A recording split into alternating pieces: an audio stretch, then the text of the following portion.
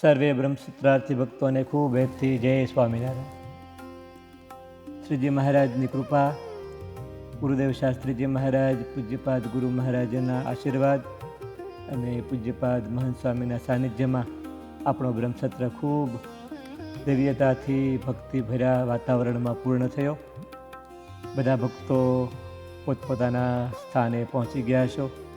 ઘણા ભક્તોની ફ્લાઇટોમાં ડિલે કે કેન્સલિંગ વગેરે ઇસ્યુઓ આવ્યા હતા, પણ મહારાજની કૃપાથી બધા પોતાના સ્થાને પહોંચી ગયા છે. અને આ બ્રહ્મસૂત્રના જે સંસ્મરણો છે એ હવે વાગોળતા હશો. એ આનંદ અત્યારે રાત્રે સૂતા પણ સવારના ષોડોપચાર પૂજનની યાદી આવતી હશે, બપોરના સેશનની યાદી આવતી હશે, ગોષ્ઠીની યાદી આવતી હશે. પૂજ્ય સ્વામી દરરોજ સવારે ધ્યાન કરાવતા, એ પણ ઘણા ભક્તોએ એનો અભ્યાસ શરૂ કર્યો હશે. અને સાંજના સત્સંગ રંગના જે પ્રોગ્રામ છે એની તો બધાને ખૂબ યાદી આવતી હશે. અને છેલ્લા દિવસે, આગલા દિવસે જે આપણે આઉટડોર શિવાલયની બાજુમાં જે ગોષ્ઠી કરી હતી, એ ગોષ્ઠીમાં જે ભક્તો હશે એમને તો હજી પણ અંતરમાં ખૂબ આનંદ ઉછળતો હશે. વહાલા ભક્તજનો, આ વખતે બ્રહ્મસત્રમાં જે ભક્તો આવ્યા, બધા ભક્તોને અંતરમાં એવી પ્રતીતિ થઈ કે ગયા વર્ષ કરતાં, આગલા વર્ષો કરતાં બ્રહ્મસત્રમાં આપણું સત્સંગ વધારે પુષ્ટ બન્યું, વધારે મજબૂત, સ્ટ્રોંગ બન્યું. આ વખતે આયોજન પણ એવા કર્યા હતા. દરરોજના અલગ અલગ આયામો, અલગ અલગ વિષયો. બધાને ખ્યાલ છે, પહેલા દિવસે આત્મજાગૃતિ દ્રઢ કરવા માટે, બીજા દિવસે આપણા અંગની ઓળખ કરી આપણે, પછી સત્સંગમાં જે આપણને વિઘ્નો આવે, અવરોધકો, એની જાણકારી મેળવી, એ પરિબળોથી કેમ બચવું. પછીના દિવસે સત્સંગમાં બૂસ્ટર્સ આપે આપણને, એને માટે શું શું માધ્યમો છે એની જાણકારી મેળવી અને એને આપણે દ્રઢ કરી. છેલ્લા દિવસે આપણને જે પ્રાપ્તિ થઈ છે, આવા મહારાજ, આવી ગુરુ પરંપરા, આવા સંતો, એમનો આપણે કેફ આપણા હૃદયમાં ભર્યો. પહેલા ભક્તજનો, આ વખતનો જે બ્રહ્મસત્ર, એની જે કથા વાર્તાઓ છે ને, એ જે ભક્તો અહીંયા કથા વાર્તામાં આવ્યા હતા, એમણે તો 7 દિવસ કે કોઈ 3 દિવસ, 4 દિવસ, જેટલા દિવસ આવ્યા હશે એટલા દિવસ પ્રત્યક્ષ લાભ લીધો. જે નથી આવ્યા એ ભક્તોએ ઓનલાઈન પણ લાભ લીધો હશે.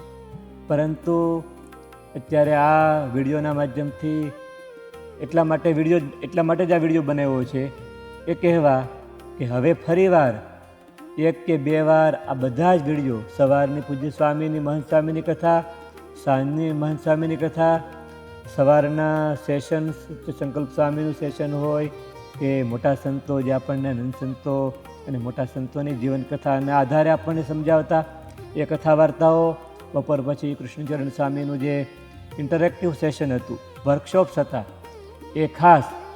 તો એ બધા જ સેશન કથા વાર્તાના એનું એક આપણે જુદું પ્લેલિસ્ટ બનાવ્યું છે. તો ફરી 1 વાર, 2 વાર, 3 વાર, વારે સાંભળવા જરૂરી છે.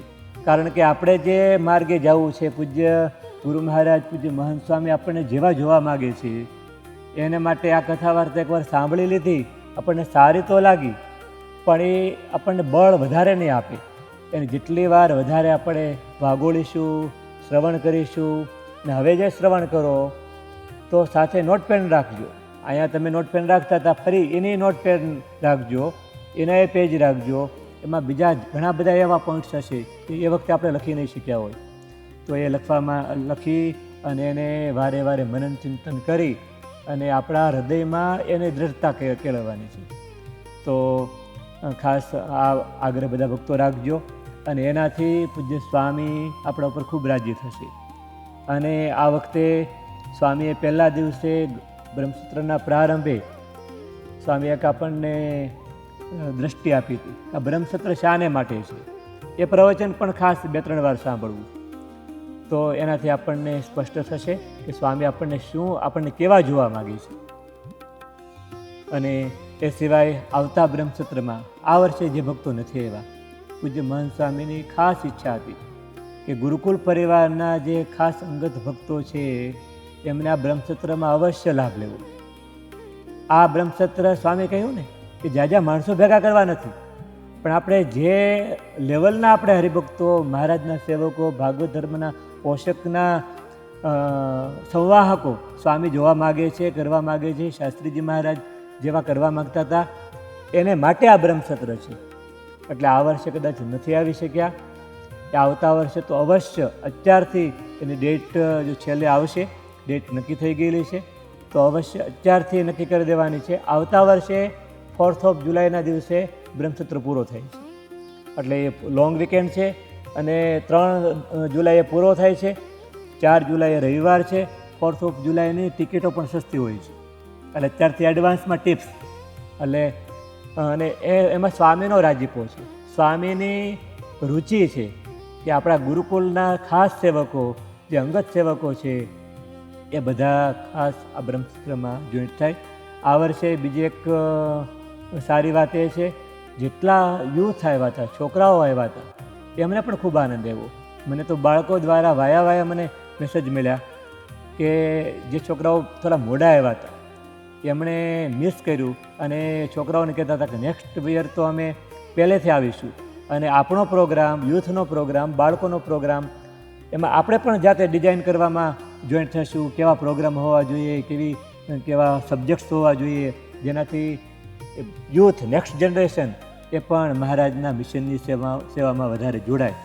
તો બાળકોનો પણ ઉત્સાહ છે, યુવાનોનો પણ ઉત્સાહ છે, અને વડીલ એડલ્ટ ભક્તો તમે બધા ખૂબ ઉત્સાહથી આ બ્રહ્મસત્રમાં આવો છો. નથી આવી શકતા એ ઓનલાઈન જુઓ છો, પણ આવતા વર્ષે પહેલેથી છેલ્લે સુધી આ બ્રહ્મસત્રમાં બધાએ અવશ્ય હાજર રહી શકો એવી અત્યારથી તૈયારી કરવાની, સંકલ્પ કરવાનો. બસ બધા ભક્તોને ખૂબ હેતથી જય સ્વામિનારાયણ. ના બ્રહ્મસત્રની કથા છે, વારે 2-3 વાર આપણે અવશ્ય વાગોળવાની છે, અને મહારાજના મિશનમાં આપણે વધારે સારા સત્સંગી અને સારા ભાગવત ધર્મના પોષકના સંવાહક આપણે બનવાનું છે. બધા ભક્તોને ખૂબ હેતથી જય સ્વામિનારાયણ.